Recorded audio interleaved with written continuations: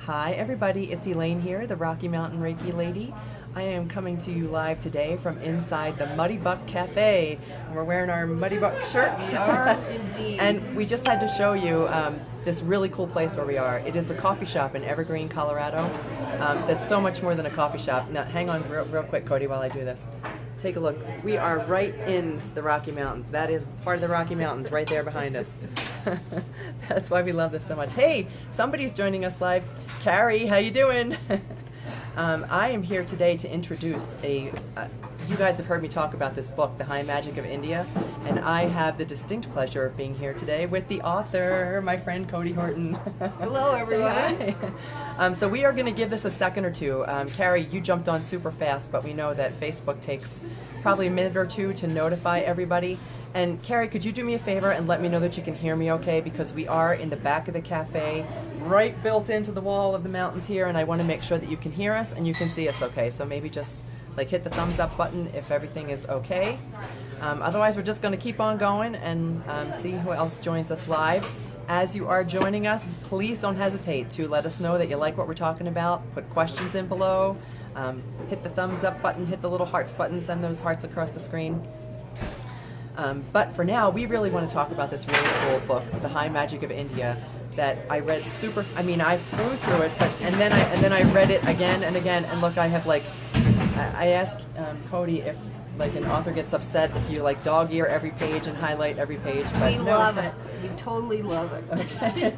Okay, good. Oh, we sound good. Awesome. Thank you. Yeah. I appreciate it. So I guess maybe if you could just give us a brief summary of what the High Magic of India means and what that is. I'll try to be brief. We both love to talk, so hey, no promises. It's actually a book. It's based upon the Anatara Veda, and Veda means knowledge in Sanskrit, and this comes from Eastern philosophy. But the high magic is showing everybody, look, you're always looking for obstacles, start looking for magic because life is magical. And the word magic really comes from magi, which is also synonymous with yogi, guru, and so on and so forth. And so this book has all the precepts. It's a small book, but actually how we can live our lives through magic. It is simple and it's easy. Okay. So I want to start with one of the things that I thought was really, that just stood out to me, and that was, so I have been on my own spiritual journey for a while now, and you guys know that I'm a Reiki master, and that I work with animals and people, and I teach it, and I love all that is Reiki. And the word Reiki in Japanese means universal self, or true self, or ultimately love. It all comes down to love. And when I read The High Magic of India and found out that the secret to all magic, and I'm not talking romance, I'm not talking the love, although it can be the love that you feel for a child or a spouse, but it's so much more than that. And it is that love is like the glue that holds everything together. Absolutely. Everything would be destroyed if it wasn't. And actually, love is the force of nature. It's the ultimate force of nature, and that's what keeps the universes together. Like you said, like relationships, just everything. It keeps this rock that we're living on together as well. Yep. Think about every song that's ever been written, just about every song that's ever been written. I think it was Paul McCartney, right? And the Beatles who wrote the song, Just Another Love Song. Oh, yeah. Just Another Silly Love Song, whatever. And it's because everything is based in love, and it's how we tap into that love. We have to, yeah. And the other thing is we need to infuse whatever we want in our lives. Imagine some type of a golden energy, such as love, and use your imagination and see it infused with this light, whatever your thought form is, or you can also imagine it coming out of your heart. Okay. Whatever. Say, for example, I don't know, we could talk abundance, or if you want a relationship, you imagine what you want, and then imagine a light emanating from your heart, engulfing this thought form. Okay. And it makes it stronger. Got it. So that's really, when I read the book, I meditate. And I know when you use the word meditation, sometimes people will roll their eyes. I do too. Right? Exactly.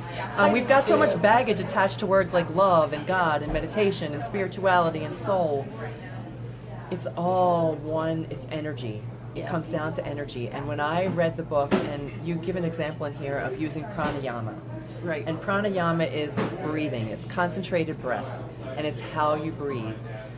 And by infusing your thought with concentrated breath and love, you then give life to that thought. It's like food for your thinking. That's what prana is. Okay. Absolutely. It's food. It's an energy, and it energizes whatever you are focusing on. Okay. I get that. Got it.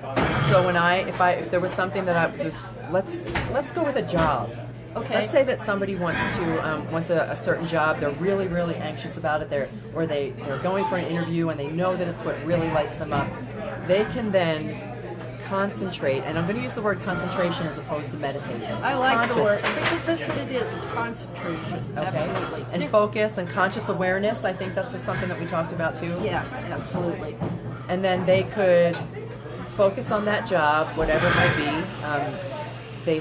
They're focused on getting that job, nailing the interview, getting hired, and then they take that concentrated thought and infuse it with love. Just give it as much love as you possibly can and put it out there to the universe. Am I Yes. getting that right? Is that Absolutely. But the whole idea is to have it concentrated, yes, infuse it with love, but you're going to have to do this more than once. It's more than just shooting one rocket up in the sky, or desire of rocket, or whatever they want to call it, rockets of desire. I guess I said that backwards.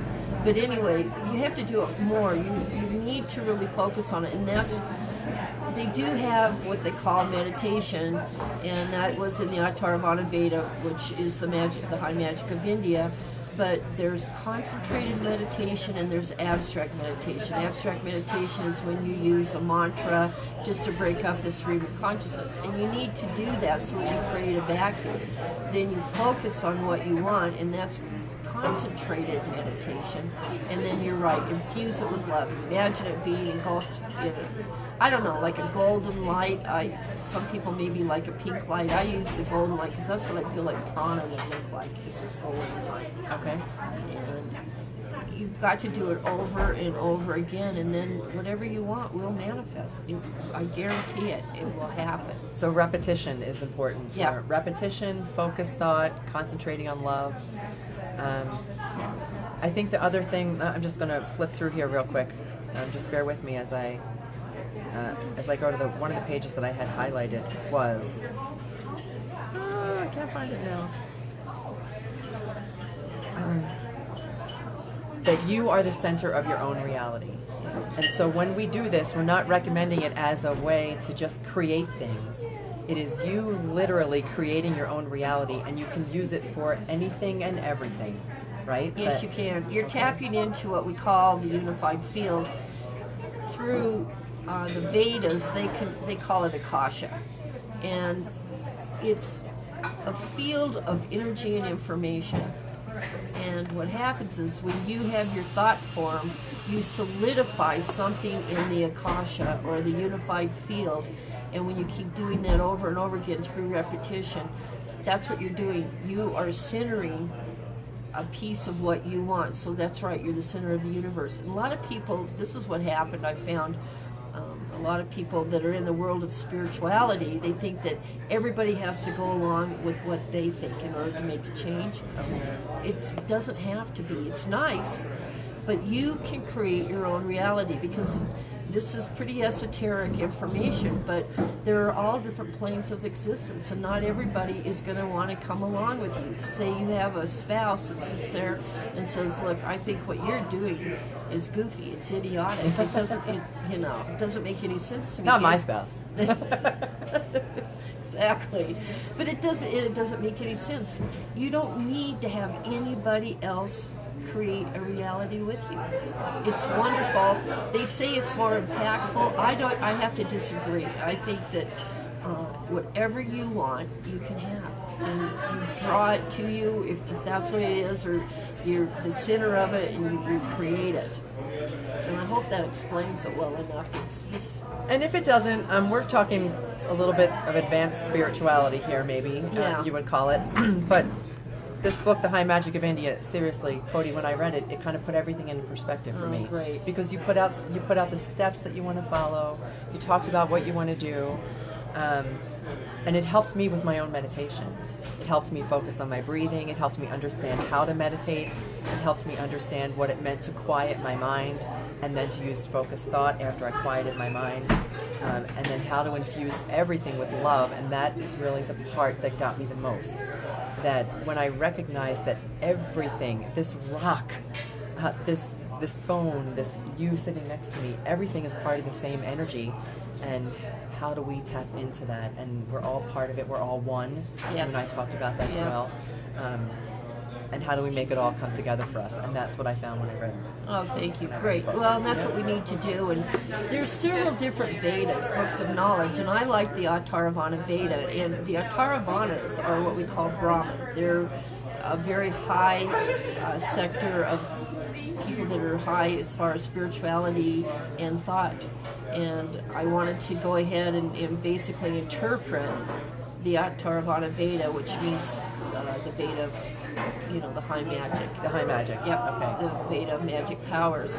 And there's other Vedas which are great, but they don't incorporate that. And that's what I always kept thinking. Everybody's always looking for obstacles. They're always impressed with their memories. They have to let all of the past go and focus on exactly what they want, and they'll get it. I have lots of stories, and I'm sure you do too, of how something maybe keeps coming back to you, how you've created that.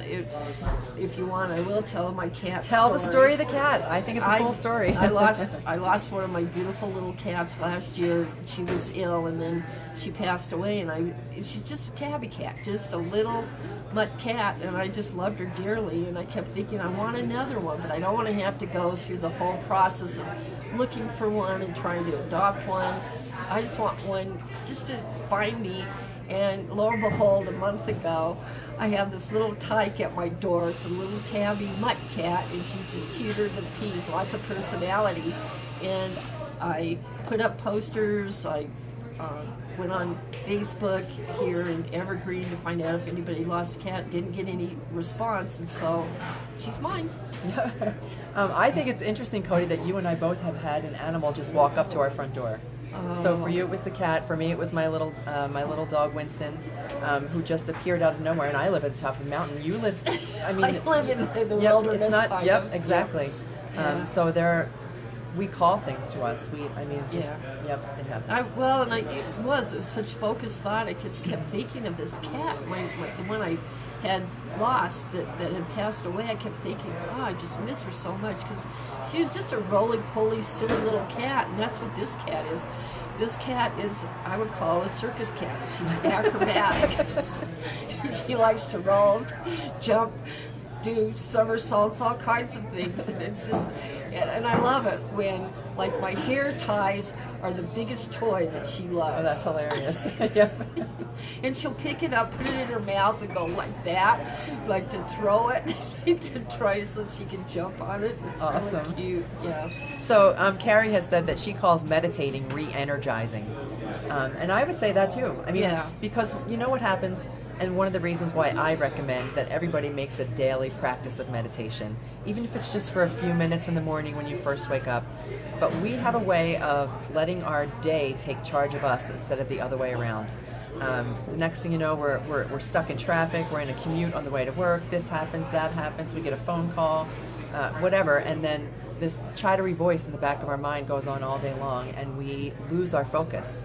And so by meditating, it does help bring us right back into the focus of where we need to be for us to be in charge of our own day. Absolutely. It helps to balance you and stabilize you so that you even stay balanced, as you said, when you go out into, quote-unquote, the real world, if you want to talk it that way. But you get into the flow, and I think that's really important. I even do this before I leave for the day. I state I'm empowered, I'm confident, and I'm whole.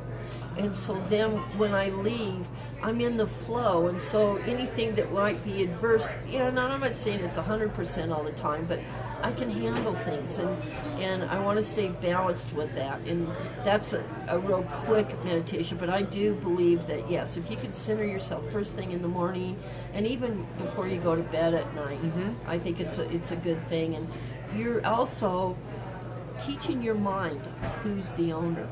And that's what I say to a lot of people. I'm a therapist, but people will come in and it's all this surface noise.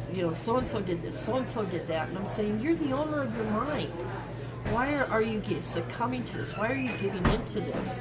And I have to say this: some people can really have an adverse reaction to this statement. I don't believe they're victims. I believe they're volunteers. And so we need to go ahead, and when you're balanced, you can have a really fun life. And I find a lot of things comical, unfortunately. No, it's good. But we're here to have fun. Yeah. Life is really not meant to be hard. It's It's not meant to be a struggle. We are here to have fun, and we can do this. We can have, in our everyday lives, enjoy so much. Yep. One of the things that you said was to, even at night, to meditate. Yeah, I firmly believe that you start your day off best the night before. By laying down. Yep. Yeah. When you're laying down, falling asleep, being grateful for all the cool things that might have happened to you that day, or even the uncool things, because everything, I can't remember who the person was that said, everything's an angel in disguise. Yeah. That every single experience is there for a reason. Be grateful for what happened to you that day. Decide how you're going to set your day for the next morning, and you take charge. You take charge. Yeah, and what it does, it also helps you to investigate the contents of your mind. If you're attracting something that you don't like, you really need to sit down and go, what am I thinking about? And then get into the meditative state to balance out so that you can change your thinking. And people will say, well, so-and-so is really difficult and I keep running across them. But it's because, what are you thinking about that person? They are, the world, I guarantee it, is your mirror. It mirrors back everything that you think. It really does. And our thoughts become things. Yep. Right? And so if you don't like somebody or whatever, you might as well tell them in person. And so many times that people are creating by default, right? We just let our thoughts run rampant. Yeah. We're creating things we don't even plan on creating. Exactly. So it's a much better job to think about it. Yeah. So I see somebody else has joined us live, but we are almost just ready to wrap this up, right? I'm trying to look and see how much time we have. But we did want to let you know that Cody and I are going to try and do this every single Sunday. We are going to come to you live from the Muddy Buck with our cool, I love this shirt. I like the color. It's very good. From this really cool spot, and set yourself up for success. Carrie says, set yourself up for success. Yes, you do this. You make the conscious choice every single day. We're going to come to you with a new topic every week. And thanks for the thumbs up. Appreciate that. Cody, thanks for joining us. Yeah, definitely. Anything else you want to say about the high magic? I think, I guess you and I are going to plan some type of a workshop. Yes, we want to do a workshop We're going to collaborate. How to use the high magic. Yeah, I've had the high magic, but I think with your Reiki expertise and some other things, that I think that we can have a really great workshop for people, but to teach how to use these precepts. Yep. And how Reiki can help with the energy and so on and so forth. That's what we're going to do. That's what we're planning on doing. And I am going to close by saying what the 5 Reiki precepts are. And I don't think I've ever shared this with you yet, but there's 5 Reiki precepts that I say to myself every morning when I first get up. Just for today, I don't worry about yesterday. I don't think about tomorrow. Just for today, I will not worry. I will not anger. I'll be grateful. I will be kind to myself and all living things. I will be true to myself. I love that. Yep. Thank you. So, yeah, good. Well, good. Thanks for joining. Hey, Carrie, thanks for joining us and for interacting with us. And if anybody has any questions, put them below. Otherwise, we will see you same time, same place next week. Bye now. Bye.